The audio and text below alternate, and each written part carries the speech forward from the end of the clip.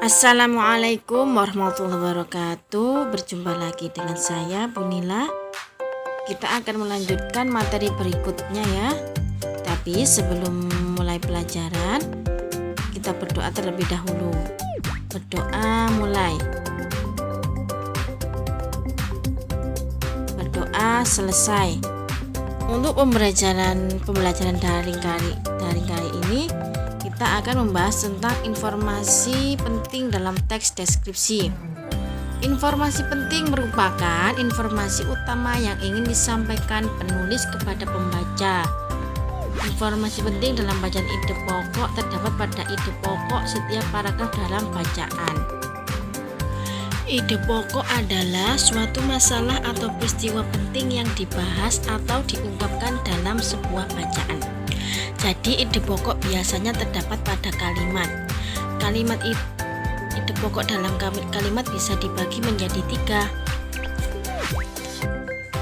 Yang pertama ada ide pokok yang terdapat pada kalimat atau paragraf pertama yang dinamakan paragraf deduktif, yaitu ide pokok yang berada di atas atau berada di awal paragraf. Yang kedua yaitu paragraf deduktif, yaitu paragraf di mana ide pokoknya terletak di akhir paragraf. Yang ketiga yaitu paragraf campuran dan ide pokoknya terletak di awal dan di akhir paragraf. Berikut saya akan memberikan contoh paragraf yang di dalamnya terdapat ide pokok tersebut. Berikut adalah contoh dari paragraf deduktif yang diberi warna merah, itu namanya kalimat utama.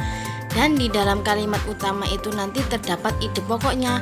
Kira-kira apa ide pokoknya ya? Kalimat utamanya adalah balon sebenarnya adalah pesawat terbang yang paling sederhana. Dan ide pokoknya adalah kita ringkas menjadi balon adalah pesawat terbang sederhana, yaitu yang dinamakan ide pokok. Yang kedua adalah contoh dari paragraf induktif. Paragraf induktif adalah paragraf yang dimana kalimat utamanya terletak di akhir paragraf. Itu adalah contoh dari paragraf induktif. Contoh paragraf induktif adalah paragraf yang kalimat utamanya terletak di akhir paragraf. Dan di kalimat tersebut terdapat ide pokok. Saya bacakan kalimat utamanya ya. Yang bercetak hitam itu adalah kalimat utama. Bahasa merupakan alat komunikasi yang paling efektif. Dan di sini ide pokoknya adalah bahasa adalah alat komunikasi yang efektif. Selanjutnya adalah contoh dari paragraf campuran. Paragraf campuran adalah yang kalimat utamanya terletak di awal dan di akhir paragraf, dan yang bercetak miring itu adalah namanya kalimat utama. Dan di situ kalimat utamanya ada 2, di awal dan di akhir.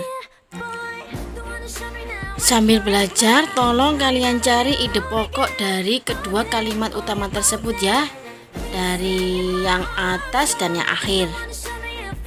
Dan selanjutnya adalah kita akan membahas tentang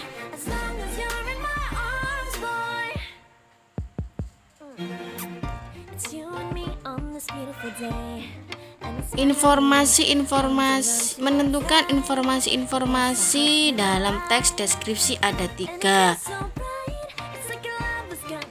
Yang pertama, kita harus membaca keseluruhan teks deskripsi tersebut. Dengan membaca teks deskripsi, kita akan memahami isi teks, dan kemudian kita akan menemukan ide pokoknya pada setiap paragraf. Sambil dibuka bukunya pada halaman 5 ya, dan perhatikan contoh pada halaman tersebut pada teks Istana Bogor. Kita dapat menggunakan pertanyaan adik Simba. Apa itu adik Simba? Ya di situ di halaman 5 itu ada. Apa itu adik simak? Dan selanjutnya adalah cara membandingkan teks deskripsi. Apa ya isinya di dalamnya? Cara untuk mengetahui perbedaan informasi dalam teks deskripsi adalah dengan membandingkan dua teks atau lebih. Perbedaan pada teks deskripsi terletak pada objek yang dideskripsikan. Misalnya objek itu membahas tentang manusia, membahas tentang waktu, dan lain-lain. Dan selanjutnya adalah struktur teks deskripsi. Ada 3, yaitu identifikasi atau gambaran umum, deskripsi bagian. Kalau di buku itu hanya 2 ya, tapi saya tambah 1. Yang terakhir adalah kesimpulan. Apa itu identifikasi?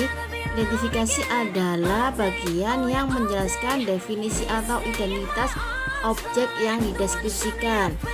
Kalau deskripsi bagian merupakan bagian yang menjelaskan pengelompokan objek yang dideskripsikan. Dan yang terakhir kesimpulan, di situ dari identifikasi dan deskripsi bisa diambil kesimpulan. Kita lihat pada contoh pada kolom tersebut, di situ ada identifikasi itu membahas apa, kemudian deskripsi bagian itu membahas apa, kesimpulan dan kesimpulan itu sama ya. Dan letaknya pasti berurutannya mulai dari identifikasi, deskripsi bagian, dan terakhir kesimpulan atau simbol, tidak boleh dibolak-balik. Dan identifikasi di situ adalah berisi tentang ciri umum yang berhubungan dengan objek tetapi bukan ciri bagian atau spesifik dari objek. Contoh bus dan bagian-bagiannya. Dan yang kedua adalah deskripsi bagian. Di situ membahas tentang bagian-bagian bus mulai dari bodi, bannya, jendelanya, pintunya, dan lain-lain.